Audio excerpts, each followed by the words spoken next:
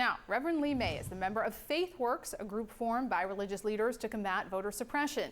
Reverend, thank you so much for being with us tonight. Now, Georgia election officials say there was a computer problem on Monday, but that overall the delays have been minimal.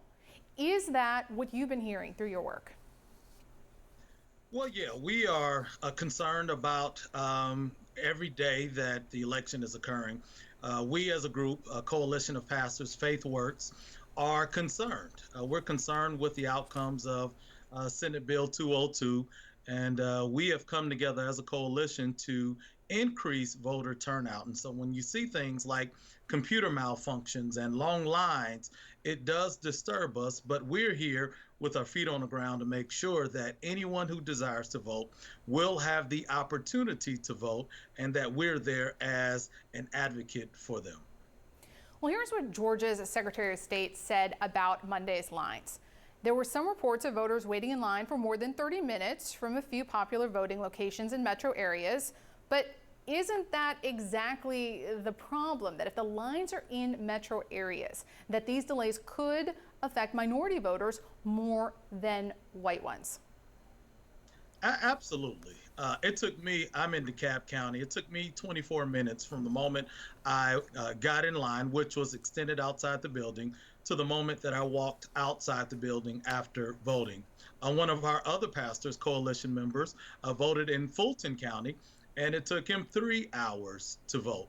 And so the discrepancy, some places fast, some places long, it does bother us. And again, issues like that arise out of Senate Bill 202, which we believe made it harder for people to vote, we have to be concerned about that. Things like we can't give water or food to those persons who are standing in line for an extended amount of time is problematic for us. And again, that's why we're here as an advocate for them.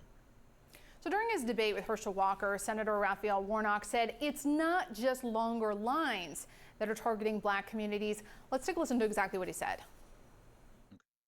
They've made it harder for folks to use the drop boxes. They've shortened the registration times. Folks are saying, you know, you shouldn't have to, you should be able to get food or water in a line. Why are the lines so long in certain communities and not others? What is your reaction to what he just said? You just talked about how not being able to provide water and some of these other changes have made it more difficult to do the work you do. So what is your reaction to what you just heard?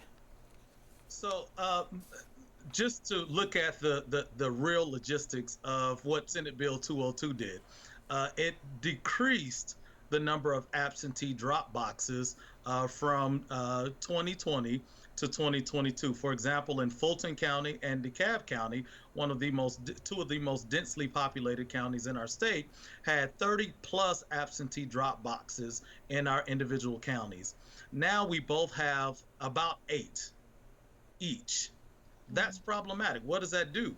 Because of the changes in the election law, because now that they've lowered the number of absentee drop boxes, because they've now taken the outside boxes and placed them inside, and only during daily operational hours from 9 to 5, it's limited the amount of people that could vote early, and it is filling the lines up now. So yes, it is problematic, and because this is occurring in those more urban areas, it's now affecting more people of color, African Americans and other communities that it's not affecting in other areas throughout the state.